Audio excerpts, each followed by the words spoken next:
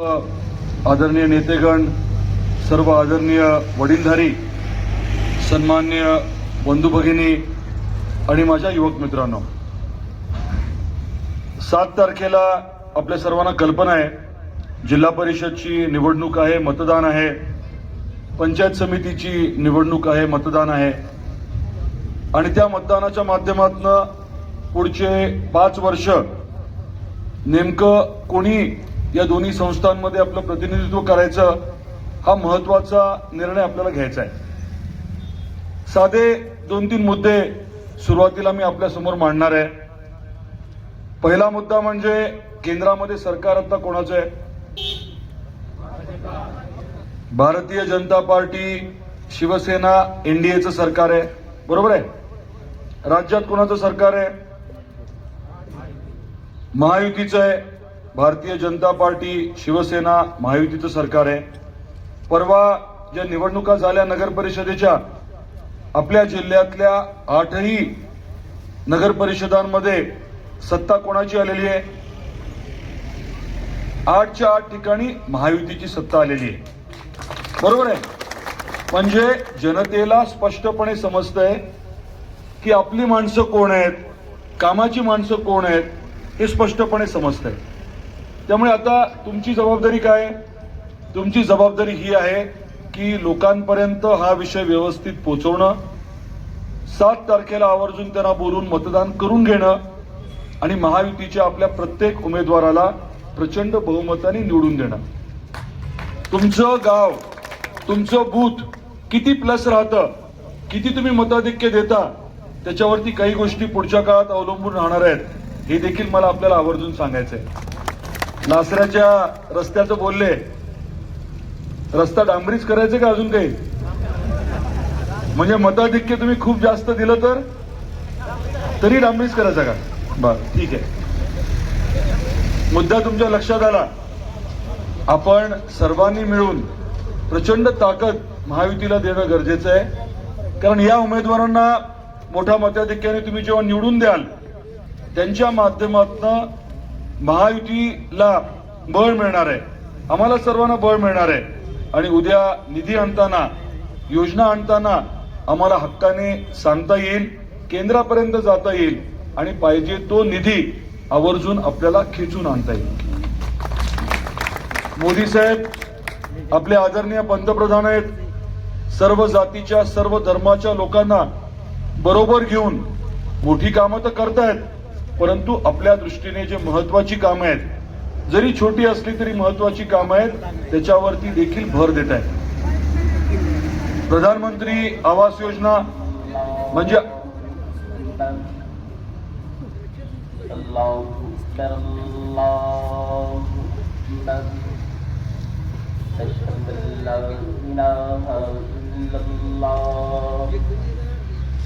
أشهد أن لا إله إلا الله أشهد أن محمدا رسول الله أشهد أن محمدا رسول الله حي على الصلاة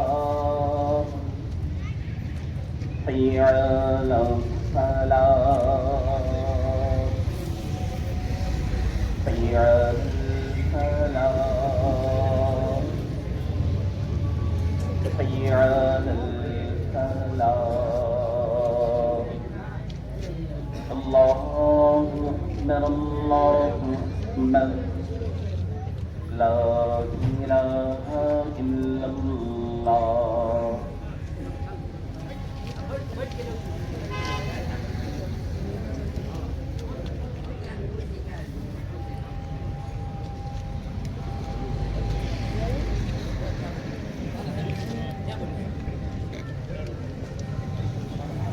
जरी लहान असल्या तरी महत्वाच्या आहेत, अशा बाबींवरती देखील मोदी साहेबांनी बारकाईने विचार केला, योजना जाहीर केल्या आणि लाखो कोटी रुपये देशभर उपलब्ध करून दिले।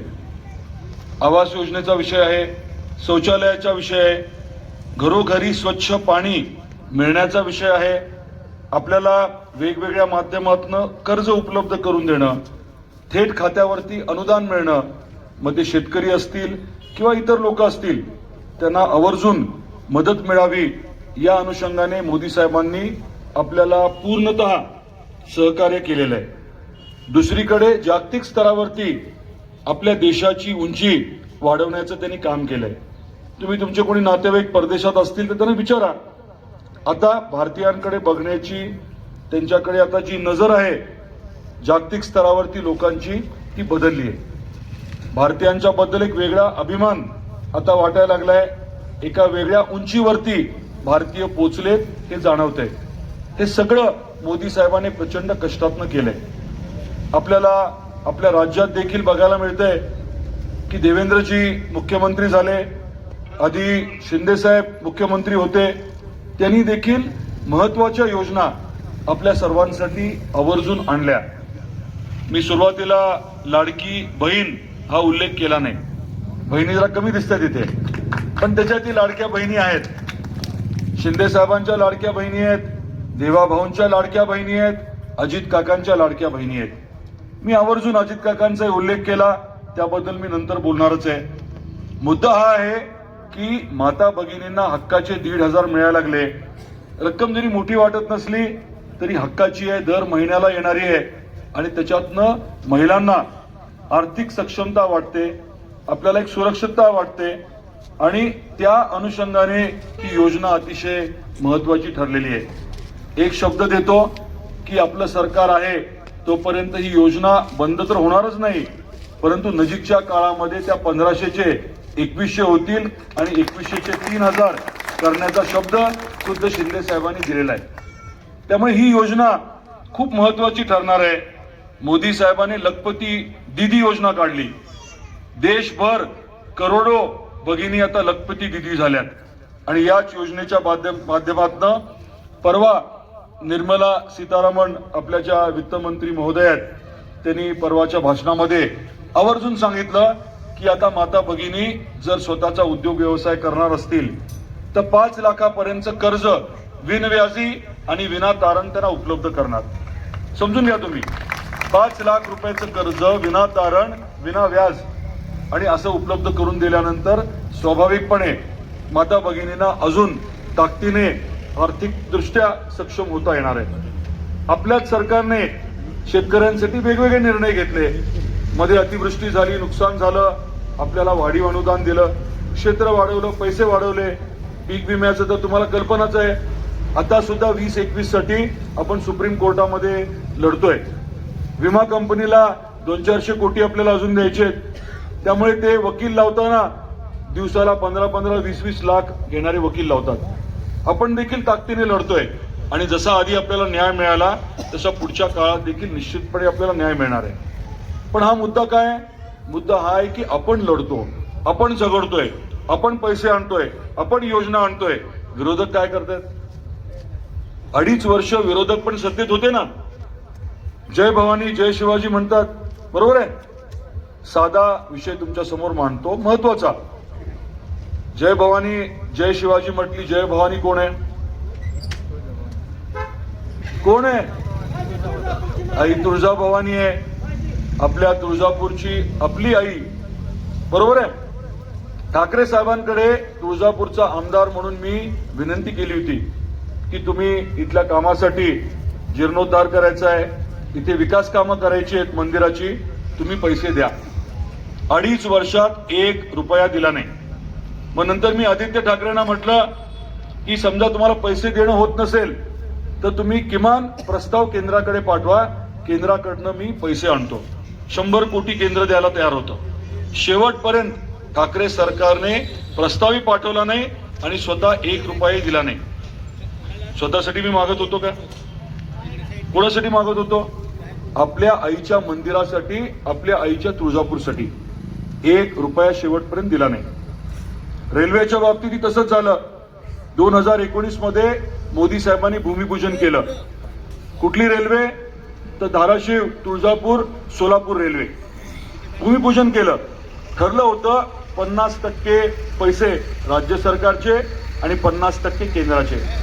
केंद्राचे काही पैसे आले, टेंडर काढायचं होतं, राज्याचा हिस्सा काही येईना. उद्धवजींना बऱ्याच वेळेस विनंती केली, 1 रुपयाही दिला नाही. नंतर मग मी अनिल परब साहेब तत्कालीन परिवहन मंत्री होते, त्यांच्यावरती मी हक्कभंग आणला विधानसभेत. गोल गोल उत्तर दिलं त्यांनी, परंतु शेवटपर्यंत 2.5 वर्ष 1ही रुपया दिला नाही. म्हणजे सत्तेत असताना सुद्धा त्यांनी आपल्याला मदत केली नाही. कळंबमध्ये, रांजणीमध्ये काही कोटी रुपये दिले असतील ते 2.5 वर्षात, तर मला माहित नाही. म्हणजे जे सत्तेत असताना आपल्याला मदत करू शकले नाही, ते विरोधात असताना कुठली योजना आणणार आहेत, कसले पैसे आणणार आहेत, याचा देखील गांभीर्याने विचार व्हायला हवा. आपल्या सरकारने काय केलं? सरकार आलं की लगेच तुळजापूरच्या बाबतीतला आराखडा मंजूर झाला. 2,000 कोटीपेक्षा जास्त रक्कम तुळजापूरला मिळते. 2,000 कोटी कामं सुरू झाली आहेत आणि तिरुपती शिर्डीच्या धर्तीवरती आपण तुळजापूरचा विकास करतोय. प्रचंड प्रमाणामध्ये तिथे रोजगार निर्मिती होणार आहे, उद्योग व्यवसाय येणार आहेत आणि अगदी रांजणी, आपल्या कळंबचे सुद्धा मुलं आणि मुली तिथे काम करण्याच्या अनुषंगाने किंवा स्वतःचा उद्योग व्यवसाय सुरू करण्यासाठी येणार आहेत. बाहेरच्या राज्यातले पण लोक येणार आहेत आणि आपण व्यवस्थित लक्ष दिलं तर मोठ्या प्रमाणात आपल्या भागातल्या मुलांना मुलींना रोजगार उपलब्ध होणार आहे. तिरुपतीला कोणी गेले का? शिर्डीला गेले? किती प्रचंड वाढ झाली. आता 1.5 कोटी भाविक तुळजापूरला सध्या वर्षाला येतात, ते आपण 5 कोटीपर्यंत नेणार आहे. तुम्ही विचार करा, 5 कोटी भाविक आल्यानंतर त्या भागाचा किती मोठ्या प्रमाणामध्ये विकास होईल, त्या भागामध्ये किती मोठ्या प्रमाणात उद्योग व्यवसाय सुरू होईल आणि आपल्या जिल्ह्यातल्या मुला मुलींना किती मोठी संधी उपलब्ध होईल.